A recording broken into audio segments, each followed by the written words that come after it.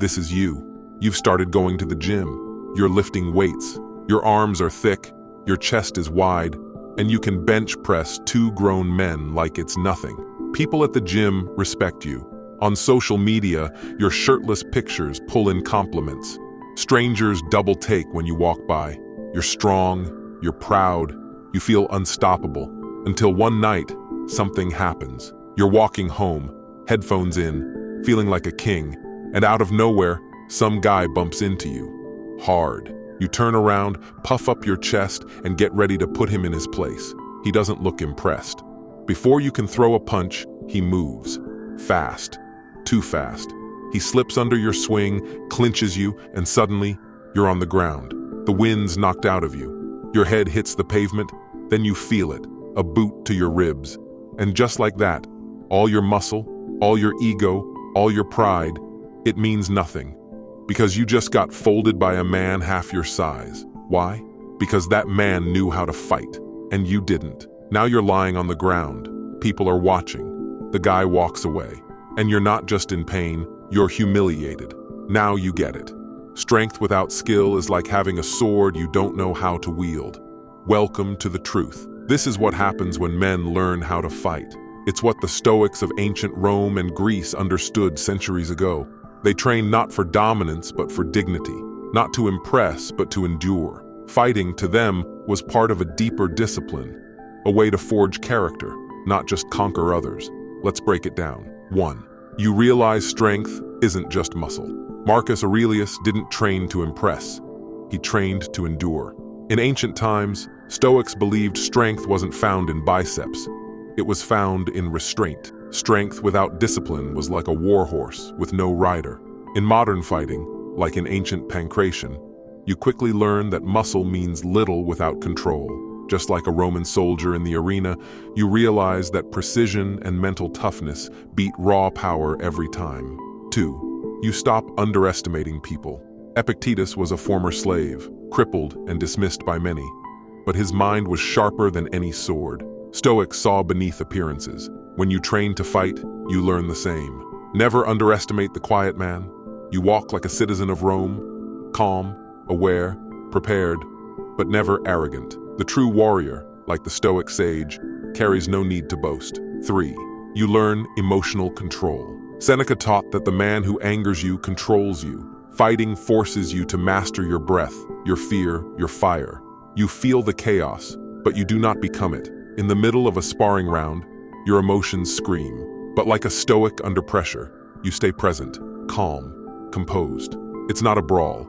It's a battle of mind over impulse. 4. You develop discipline. In ancient Greece, young men trained daily in the gymnasiums. They lifted, fought, fasted, not for vanity, but for virtue. Fighting teaches the same. You show up bruised, tired, discouraged, and you keep showing up. Stoics called this endurance of hardship fortitudo, a core virtue of the wise man. 5. You face your fear. Seneca once said, "We suffer more in imagination than in reality." When you fight, fear becomes a familiar guest. But you don't run. You confront it. You greet it like a gladiator before the gate. Fear loses its grip because you've stood in its face and didn't flinch. 6. You build a warrior's mindset. Aurelius didn't write his meditations for comfort. He wrote them for war. The battlefield wasn't just outside, it was within. Fighting gives you that same mindset. You train not just to win a match, but to conquer the self. You become a tactician of your own emotions, a general of your impulses. 7. You join a brotherhood. Ancient Spartans fought as one, shoulder to shoulder. They knew brotherhood made men invincible. Step into any fight gym and you feel it, the camaraderie of shared struggle. Like Stoics at the Stoa, you gather not to gossip, but to grow. You test each other, refine each other, and in that fire, bonds are forged. 8. You stop seeking validation. Stoic men weren't guided by the crowd. They followed logos, reason, virtue, purpose. They trained for their inner standard, not outer applause. The fighter grows the same. Praise becomes noise. Followers mean nothing. You no longer perform, you live your truth. 9. You build real confidence. Confidence isn't found in quotes.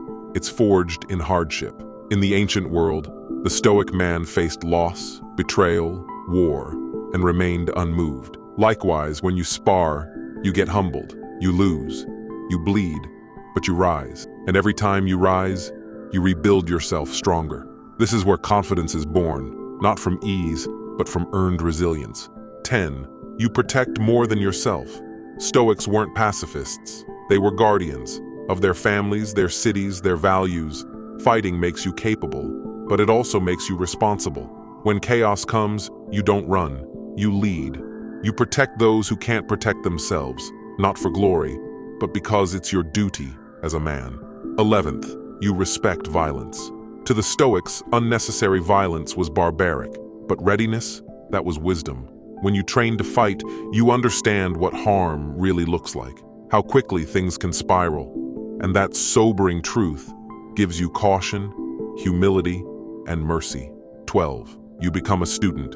Forever Epictetus said, "Only the educated are free." Fighting opens your mind.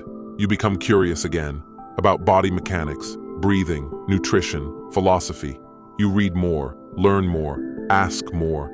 You become a student not of fighting, but of life. 13. You train the body and mind. Together to the ancients, physical training was never separate from spiritual training. A strong body served a strong soul. Every strike you throw, every escape you practice, it's not just physical, it's mental. You are refining your spirit, training for life's battles beyond the mat. 14. You learn to endure pain. Stoics bathed in cold rivers, fasted for days, and walked barefoot through stone. Why? To train the will. You learn the same through fighting. You take hits. You grind through fatigue. You accept pain, not with complaint, but with curiosity. And slowly, pain becomes familiar, even welcome. It is the furnace in which you are forged. 15. You become dangerous.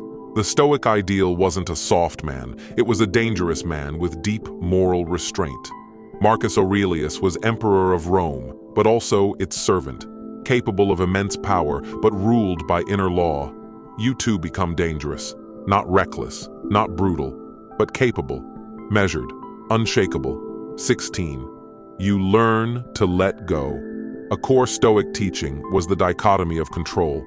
What is up to us and what is not. In a fight, you control your training, your breath, your response, but not your opponent. You may lose despite your best effort.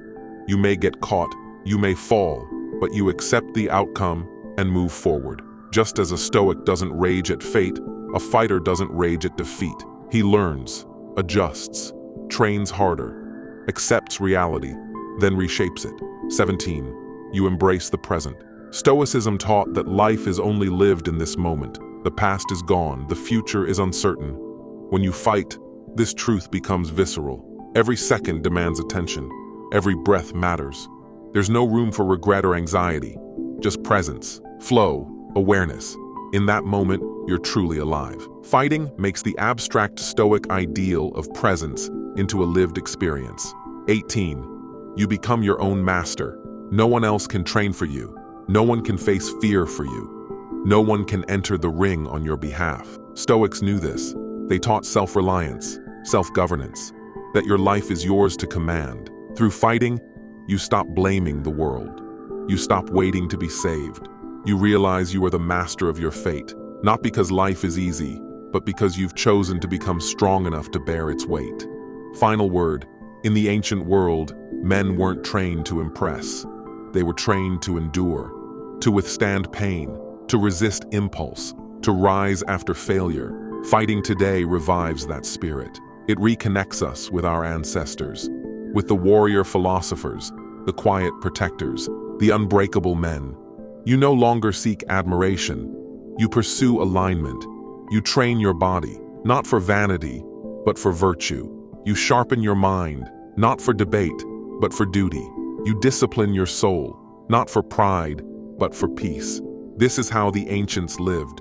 This is how you must live. Trained to fight, not to hurt others, but to become the kind of man who cannot be broken, not by pain, not by fear, not by fate. Subscribe to Valoric. We don't just build bodies, we forge modern-day Stoics. Now go train. Your ancestors are watching.